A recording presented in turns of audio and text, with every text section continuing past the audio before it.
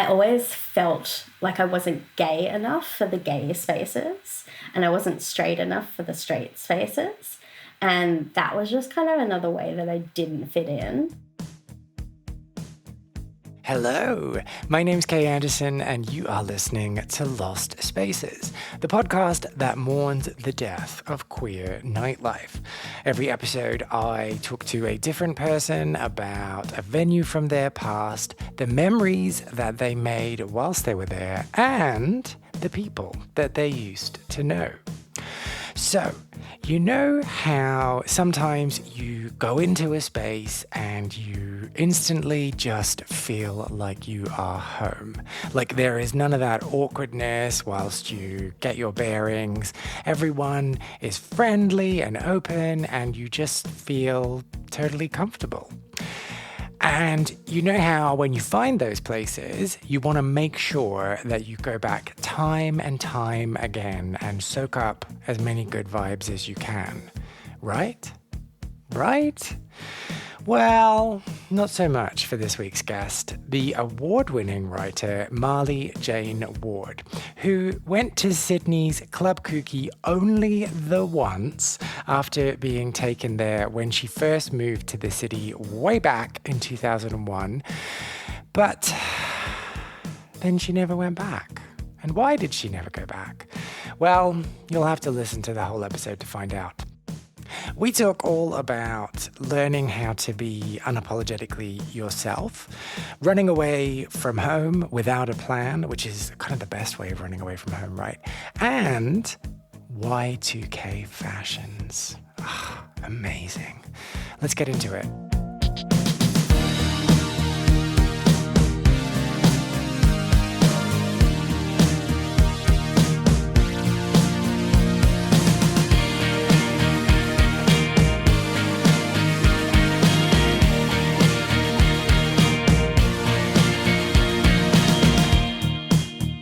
So I only went to Kooky the once, but it was such a, not even transformative, but just like an almost helpful experience in my life at the time, if that makes sense. So helpful, but not transformative. No, because I didn't transform afterwards. I could have. I didn't. Okay, so this is semantics here. Is it only transformative if the transformation happens immediately? Maybe, but maybe not. At the time, I wasn't extremely self-aware, so there could have been some level of transformation that I didn't pick up on. And so at the moment, you're extremely self-aware? I'm a lot more self-aware than I was. Oh, okay, but you're not like hyper self-aware because that just gets really painful. Yeah, sometimes I can be a bit too self-aware and it does get really painful, yes. Ooh, yeah, you don't want to go down that path.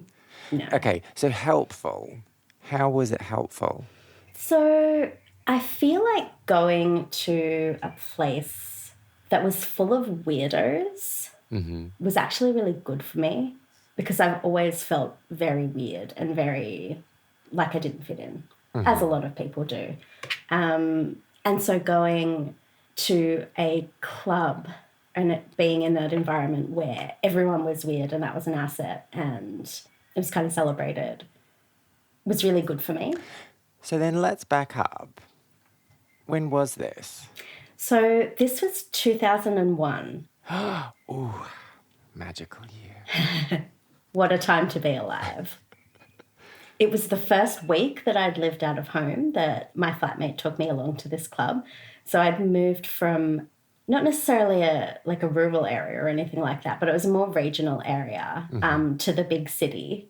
And it was the first week that I was there. My flatmate took me to Club Kooky one Thursday night. Oh. And so why had you moved? So it's a funny story how I moved out of home. Everything that I do always, it's not necessarily disastrous, but I never do things the easy way. So when I was 18, I left home with $50 and a bag. I was just like, I'm out of here. I didn't get along with my mum at the time and I didn't have a job and I was sort of getting really into drugs at the time. And so I just decided one day, I had a friend who offered me to sleep on their the floor of their bedroom until I found a place of my own. And so I just skedaddled. I just got out of there, got a lift with a friend to Sydney, which was about 4 or 5 hours away, and rocked up in Newtown, which is a suburb in the inner city of Sydney that had a reputation for being a really queer area. And I'd always wanted to live there since I was 12 years old, and I saw a drag queen in full regalia walking down the street at like 11 in the morning. I was like, this is where I want to live. On the way to somewhere or on the way home? Look, I don't know. I was 13, so 12 or 13. So Didn't ask questions. I didn't think, didn't ask questions. I was just shell-shocked, but in a good way. So I'd always wanted to move to Newtown. It was the dream. And so I was really excited at the prospect of getting to live my dream of living in Newtown. And so how long were you on the floor before you found a flat? I stayed with my friend for a week. And I managed to find a share house. I didn't have the money for my rental bond, but they let me move in. They gave me a week to get my bond together. And so to get my bond, I booked a photo shoot to pose for like a men's magazine. So I felt very grown up, like I was sorting out my own issues and taking care of myself. So when I moved into the share house, I didn't have anything. I slept on the ground, on the floor of my bedroom, on a blanket with another blanket on top of me. But I was very excited to be there. My 2 flatmates were older than me, and one of them was a very tall, like 6'5" plus Greek cross-dresser who was the one who ended up taking me to Club Kooky for the first time. So then this running away, like, you didn't quite say running away, but like, you know, making a decision Kind of about running your away. future that was impulsive and away from the thing, and you got there by running. Are we able to talk about your relationship with your mum? And what was happening? So living in a smaller area, it was really hard for me to find a job. So that was extremely stressful, not having work. And then living with my mum, we had a lot of problems. She had an undiagnosed mental illness. And so things were really just, it wasn't a nice time or place to be. And so I feel like I was getting quietly desperate to just do anything. I'd been accepted into university, but because I wasn't employed and my mum and I sort of were low income, I couldn't go. I didn't have the money to move and start uni. So I was kind of like heartbroken by that and living with my mum, who I didn't get along with, no work, being heartbroken. I just felt like there was nothing for me where I was, and sort of facing down this black hole of being stuck. And so when the friend offered me the space on her bedroom floor, I was like, oh, this is great. This is something that I can do. Like, this is anything. And so I jumped at the chance. And how did your queerness inform the way you were feeling in that smaller town? I've always thought that being, like, queer inverted commas, by the way, listeners. Queer. It's just as much about being fucking odd on this planet as well as sexuality. So it's not a Venn diagram, it's a direct overlap. Is that what you're saying? I think so, yeah. Okay. Yeah. And I never particularly felt like I belonged. And I guess there are a lot of reasons for that, but my queerness was definitely a part of that. So it didn't directly play into sort of my desire to get out, but it was definitely like a filter over that, like a colour that added to the colours of my despair. Oh, is there more than one colour than grey when you're talking about despair? Yeah, totally. There's lots of shades of grey. Yeah, okay, I'm with you. And so what was... I mean, this is me assuming there was. What was the plan when you got to Sydney? Like, who were you going to be? What were you going to become? Plan? Yeah, okay, sorry. That's a naive question. The period that this all takes place in, I was very sick. I was very mentally ill. So there was no plan. There was only a constant present of now and now and now and now. And so I didn't need a plan. I just needed action. And that action involved just getting the fuck out. And I didn't really think about anything beyond that. You know, when I got to Sydney, I was like, well, now I'm going to need some money. So Oh, yeah. I'm not known for my forethought. I live in a constant present, kind of like a dog. Yeah. Have you said that on your dating profiles? No. I don't think it endears me to anybody. Moving into this flat and then having a base, do you remember how that felt? It felt like things had finally begun. Mm-hmm. Like this was the place where I could finally become myself. Mm-hmm. It was a house full of weirdos, and I thought, well, this is perfect. It was a house full of artists and creative types, and it was just the sort of bohemian, wacky existence that I always thought I deserved. I like that choice of word.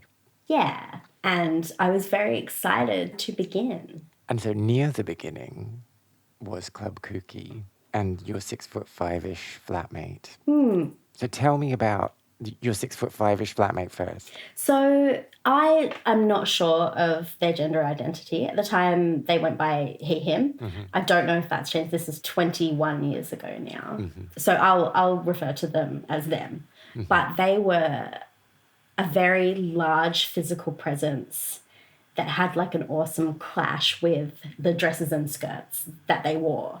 So I obviously found them just completely and utterly rad and fascinating and exciting. And they were just like so unapologetic about who they were.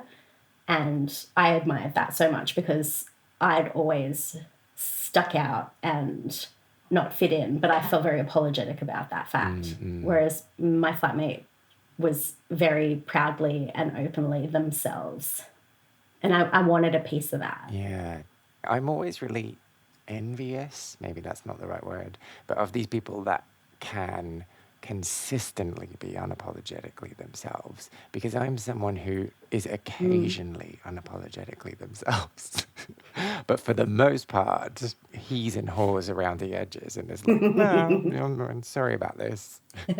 I'm kind of me, but sorry about that. Yeah. This is what you get, but if you don't like it, I can just be quiet. Yeah. I can go away. I'd tell me to fuck off too. I'd say over the ensuing decades past this time in my life, I became more and more unapologetically myself. And how did you get there? That's a really good question. I think it's finding people who like you for yourself that then makes you... And it's probably sad that I'd need outside validation to feel comfortable with being myself, but it's just the way that it is. Mm-hmm. So I was always so surprised when people liked me. I'm like, oh, you like me? What's wrong with you? But the more and more that I went along and found people who thought I was great just as myself, the more I was reassured that, you know, I actually was okay. Mm-hmm. So I was undiagnosed neurodivergent. And so there's always been this real like rift and disconnect with me and then other people. Like I've always felt this sort of vast chasm between me and other people. And I never knew why until I was diagnosed at 36. And finally I had some sort of answers as to why I've always felt a bit out of place and like I not fit in. Knowing that has really helped me to sort of accept myself and given me some explanations as to why I'm a bit odd. And so you might have to like talk to me like I'm stupid and sorry if I'm asking questions at things that people should know.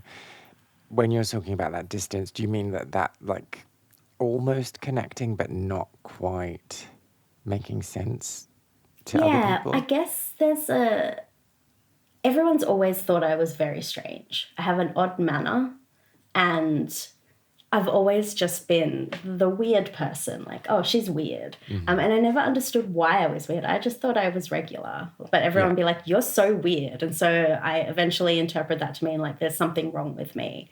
And not only do I have the neurodivergence acting as somewhat of a barrier between me and other people, I then have people's impressions of me being a weirdo as another barrier between me and them.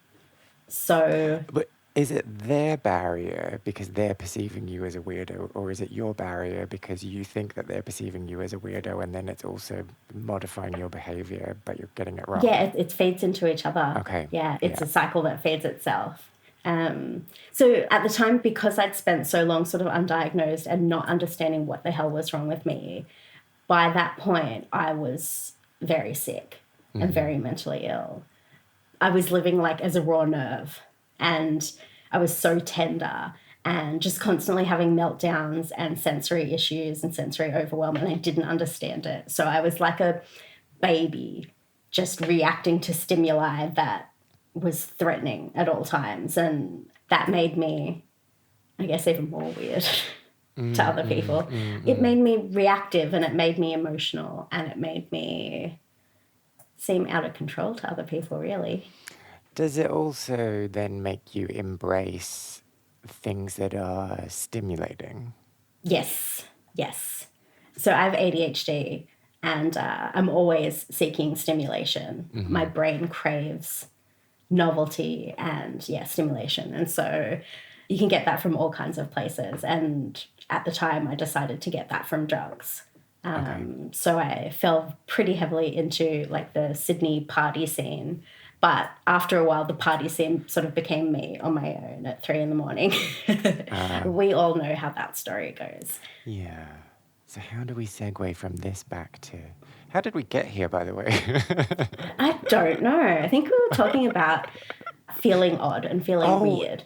And being unapologetically yourself. Yeah. And I think it takes a lot of time, especially when you're as weird as I am. I guess it takes a lot of time and like a lot of therapy to get comfortable with who you are. And going back to that point you were making about the external validation, I think that it's not always just the external validation in itself. It's having that opportunity to practice your weirdness or step into your weirdness in a safe space that's created by those people that are validating you. Yes. And I mean, and this sort of comes back to Club Kooky, because, I mean, as the name suggests, it's full of kooks.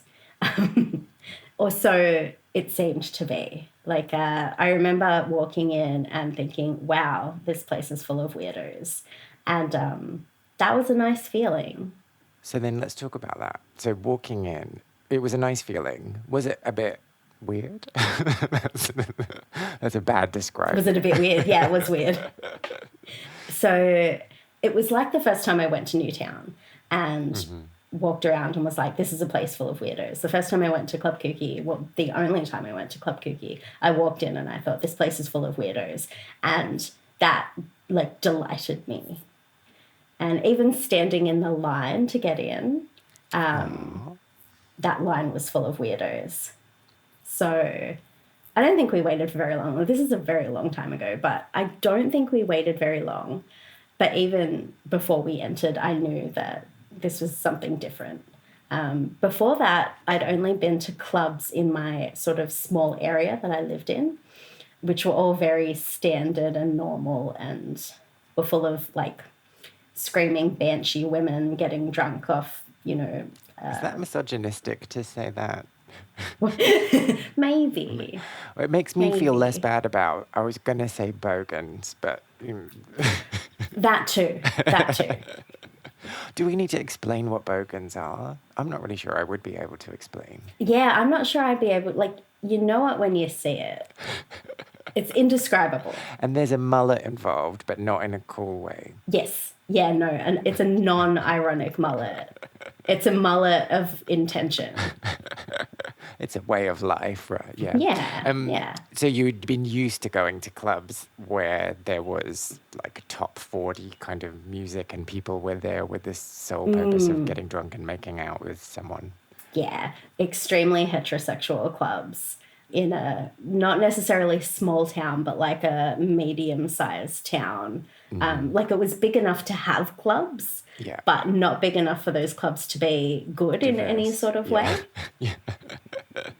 And then so standing in this queue, you said you just knew that they were all freaks. Oh, I don't think you said freaks. Yes. Weirdos. No, I knew that they were all weirdos. So was it the visual clues that made you... Yeah. There were people in all sorts of different wacky ensembles. And that's like the first indicator. That's like your first sort of visual cue that you're in for something weird. So what kind of things were they wearing? I can remember a woman with a shaved head wearing a big fluffy coat that was sort of multicolored, which was sort of like the first visual indicator that things were about to get different. But the nice thing about Kooky was that there were all sorts of people there. There were like, obviously queer people, like queer dressing coded people. There were beautiful pixie people, like I guess you'd call them like hippies or doofers. Do you know what a doof is? What I think of it as people who listen to doof music, like doof, doof, doof, but that's maybe wrong. Yeah, doofers are like people who go to improvised rave parties in the bush. And they're kind of like an amalgamation of hippies and ravers and weirdos sort of smushed together. So there were some doofers and there were ravers and there were some people in drag and goths. So all my favourite kinds of people. And that was the really nice thing about Kooky is that it wasn't just one kind of person. Yeah. There were just a lot of different kinds of people. And I kind of liked that. Like that was sort of a good indication that this is a really accepting place where a lot of different kinds of people could feel comfortable, which was, that's a good sign. It's a green flag. Yeah, and when people are like different ages and different backgrounds but they can all come together. Yeah, there definitely was like a variety of ages and a variety of styles. It wasn't a homogenous crowd, which was really cool. And then going in and feeling like, oh, wow, this is really exciting. What transpired? Well, if we want to scale back a little bit to like before we went out, my flatmate asked me if I wanted to go to the club and decided that they would dress me. Oh, this doesn't end well. Yeah. And he dressed me in these shiny red pants that I had that I thought was so cool. Very 2001, if you can imagine. Like faux leather. Yes, exactly. But faux leather in the way that it was sort of like a shiny polished cotton, if that makes sense. Or shiny polished denim. They were really awful. And they were like a really deep red. And put me into a pink and red top that was a front of a top, like a standard normal human top. And then the back was all strings. So that was, as was the fashion at the time. Oh, yeah, amazing. It was a very 2001 outfit.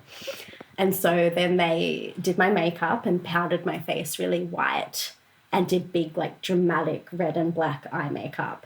And the silliest part of it all is they dyed my hair pink. They bleached it and dyed it. And at the time, I really loved the process of getting ready to go out. Like, that was almost as much of a celebration as going out. So allowing my flatmate to do all of these things sort of felt like an extension of the night, and it sort of built the night up. But wait, you knew this person a week and you trusted them with your hair. I knew this person, I think, 5 days. Wow. Look, I didn't think things through. And the funniest part was that I had that photo shoot the next day. And so they hadn't agreed to shoot me with with pink hair. It was like pinky reddy coloured hair. And so the next day after I got home from the club and before the photo shoot, I had to dye my hair back to brown. Your poor scalp. I know. So this is just kind of an indicator of the sort of irresponsible, constant present that I lived in, that I didn't have that forethought to say, please don't bleach my hair and dye it pinky red. But I thought that was a great idea. But you did have the forethought to dye it back to brown before you went to the photo shoot, so there's that. Exactly. So it's fine, basically. But the really cool part of that was walking down the street with my flatmate who was in, I can't remember exactly what they were wearing, but it was like a similarly over-the-top kind of outfit. And so walking down the street to the station, everybody was looking at us, but not in a negative way. They were looking at us and like smiling, and, you know, I think someone called out like, I love your hair, sis. And my flatmate was so confident that I couldn't help but also feel confident myself. And I'd previously drawn a lot of attention to myself in a negative way from bullies. I sort of stuck out like a sore thumb because I wasn't able to mask my weirdness. But walking down the street with my flatmate, I felt very confident and like myself, and that wasn't a bad thing for once. I was feeding confidence from somebody else who had a lot of confidence in themselves and who was also a gigantic weirdo, but was totally fine with that. Yeah. And that was like admirable. So they had chosen an outfit that you didn't feel like a total idiot in? No, And the only reason I say that is amazing. because, you know, sometimes when someone wants to dress you, they put you in something and you're like, this does not feel like me. What am I going to do? No. Well, I mean, they dressed me in my own clothes, so that helped to begin with. But no, I felt amazing. I felt so cool. The way that you can only feel so cool in shiny red pants and a string top in 2001. Yeah, I thought I was the shit. I felt really confident and really good about myself. So then you didn't tentatively walk into the club. You stormed into the club, right? I wouldn't say I stormed, but I did I entered. And I don't know, sometimes when you enter in a new environment, you shrink. Yeah. Or feel apprehensive But yeah, I didn't shrink. I arrived. Gosh. I'm trying to remember that feeling of just being like, yeah, I am the shit and I am here. Right. I'm here. Don't worry, everybody. I'm here. The party can begin. Which is interesting because I didn't know a single soul there, aside from my flatmate, who I also really didn't know that well. But that was okay. I didn't feel apprehensive in any way. When you walk into a club that you can so obviously see is full of oddballs, and you're an oddball, you can't help but feel like you've arrived. Yeah. That's wonderful. Yeah. And then so what happened that evening? So I'm pretty sure I was on drugs because at the time I was always on drugs. Drugs were a really huge part of the Sydney party scene. So it was a big part of the culture. That sort of introduction to the Sydney party drug scene was the start of something that ended up going way too far. But this was still in the fun period. And there's a really distinct difference between partying and being a drug addict. And it's very easy to slip from one into the other. And I think it's just I had a lot of friends who got very much into the party scene in Sydney and took a lot of drugs and ended up in bad places because of it. But it started out initially as fun. And so in relation to you at this time, did you start taking drugs when you moved to Sydney, or had you been taking drugs when you were back in your town? So I've been dabbling in drugs beforehand. In high school, I started dabbling with drugs. Speed it was a whole thing. But when I moved to Sydney, things did definitely get out of control pretty quickly. And that started with just partying and sort of going to clubs and but then it progressed into something that was very different and was something that sort of held me for a few years. But at this point, it was fun. It was a fun, good, happy time. And that's the whole thing about partying, is that it's always a fun, good, happy time in the beginning. And then, as time goes on, it becomes less of a party and less of a good time. And that whole thing about it, it's fun until it's not. It's hard to know when you're in the period when it's not, or to recognize that you're there. Yeah, when it starts switching to not being great, it's really difficult to sort of tell. And that comes up and happens really slowly and then happens really fast. Yeah. It became an essential part of going out. And then it became a question of, is it going out or is it the drugs? What am I seeking here? Yeah. Am I going out just so I can take drugs, or am I taking drugs to go out? As an excuse for my drug use. But this, this is just the beginning. And what was the moment for you? I realized probably even before this that I was going to have a terrible problem with drugs, because not only did I like doing drugs to party, I liked doing drugs alone. And that's when you know that it's not as great. Yeah, that's not fun. I was such a strange child. As a teenager, I kind of knew that this was going to be a problem for me. And it was. It's a self-fulfilling prophecy. It's like the first time I ever tried certain drugs, it felt like climbing to the top of a mountain and being like, yes, finally. And that's to look back and realize that you were having feelings like that when you were 17, that's sad. It's not great. Why is that sad? Because I had never felt like I fit in. How do I phrase this? It felt really sad because I only felt good about myself and who I was if I was on drugs. Okay. And so it's just so difficult because the club scene was so intertwined with drug use that it's really hard to sort of talk about partying at that time and this experience without acknowledging the effect that drugs had on it. Because you had those problems with drugs, does that make it harder for you to look back on this time? Yes and no. It's bittersweet because I had such a wonderful time, but also knowing that this was sort of the beginning of a period that then became pretty bleak and dark.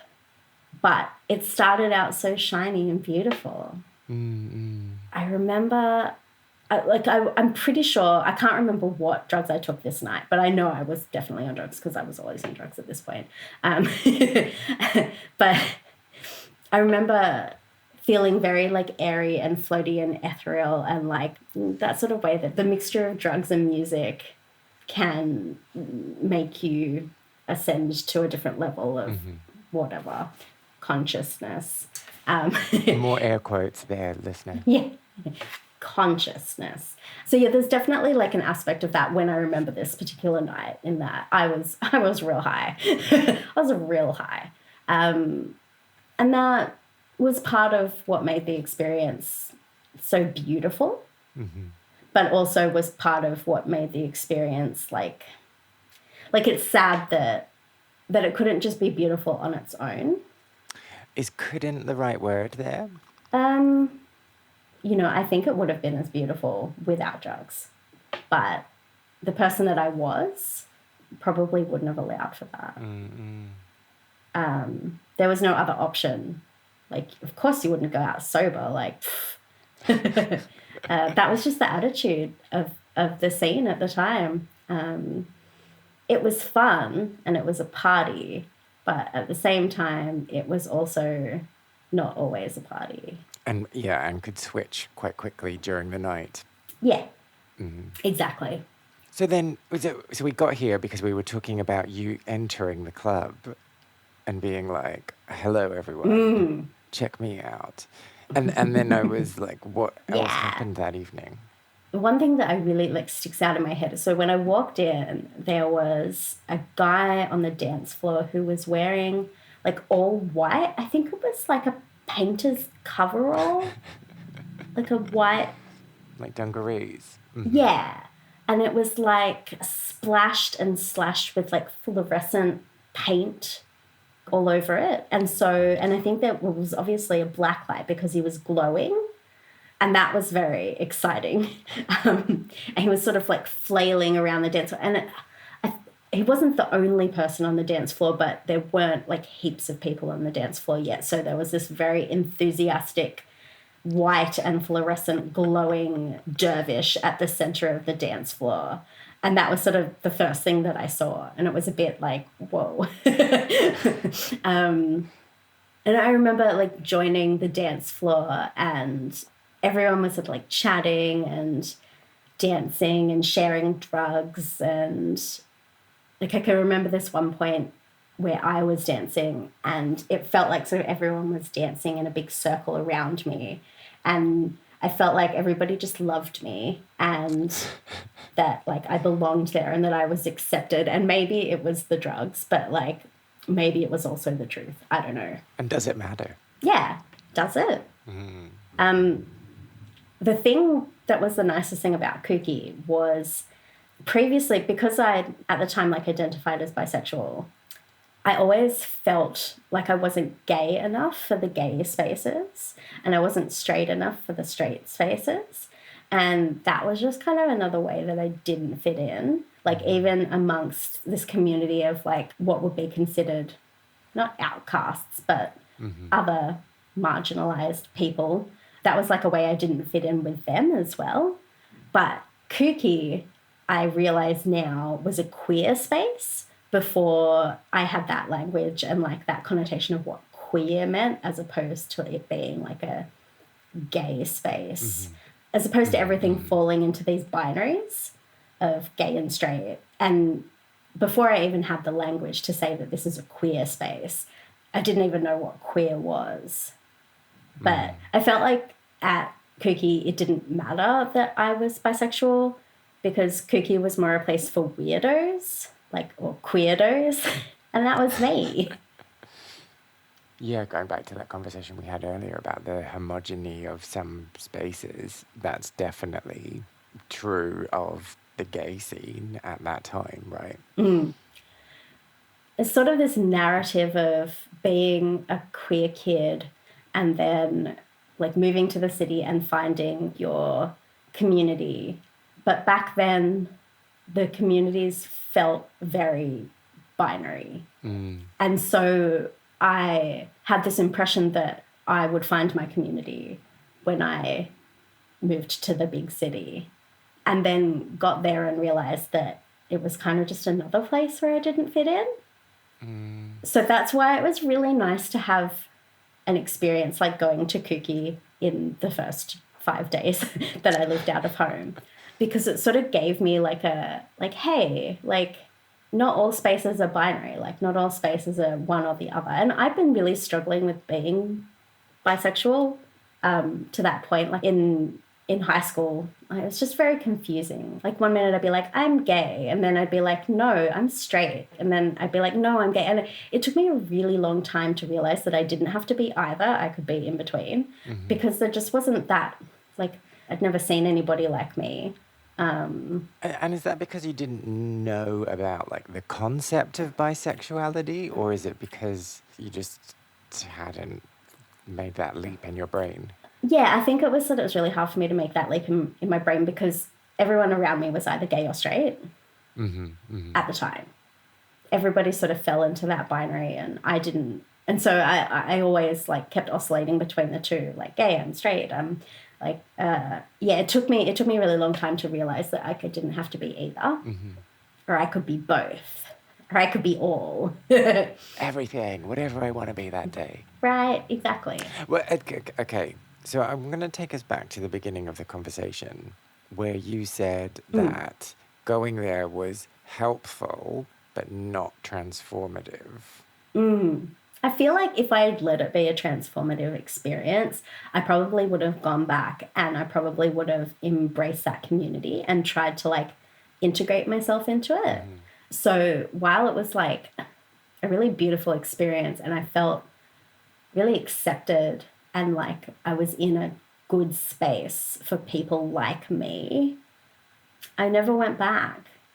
And I kind of don't know why, because it would have been really lovely. Like, and Kooky, Club Kooky ran for, I think it's like 23 years. So you had quite a few opportunities to go then. I really did. So I had a lot of opportunities to go back to it and I just didn't. And I don't know why. It's because I'm always acting against my best interests. I think I probably really would have had an opportunity to find like a little community there. And I just didn't. I don't know why. Well, I don't know. When we're young, we make stupid choices sometimes. Well, you don't have to be young. So, yeah, so this thing that, like, this transformative, helpful thing, let's stick on here. So, well, and maybe this isn't related to this at all. What did being in that space teach you about yourself? I think just watching older people feel comfortable being themselves was very helpful to me in feeling comfortable about myself and knowing that there were probably places in life that I would fit in because I'd like been to one, even just for 5 hours on a Thursday night and Friday morning. And so in that way, it was helpful. Like it was one of the many steps that it took to get me to a place where I was comfortable with being myself and like just unapologetically myself. I mean, it didn't happen overnight, but that experience, like going out that early into my living away from home experience and going to a place like Club Kooky was like a brick in the wall of me eventually getting to a point where I felt comfortable with being a weirdo and being different. Do you have any memories of Club Kooky or clubbing from your own queer scene that you want to share? Well, if you do, it's about time you got in touch, don't you think? I want to create the biggest online record of people's memories and stories, and I need your help. Go to lostspacespodcast.com and find the section Share a Lost Space to tell me all about what it is you got up to and with whom. Whom. You can also find me on Facebook, Instagram, and Twitter, where my handle is Lost Spaces Pod. Find out more about Marlee by visiting her website, marleejaneward.com. And if you enjoy a little bit of dystopian fiction, some light reading, check out her young adult award-winning Orphan Corp series. And I will make sure to include a link in the show notes for this program. If you enjoyed this episode, I would really appreciate if you subscribed, left a review on your podcast platform, or just told other people who you think might get a kick out of listening. My name is Kay Anderson, and you have been listening to Lost Spaces.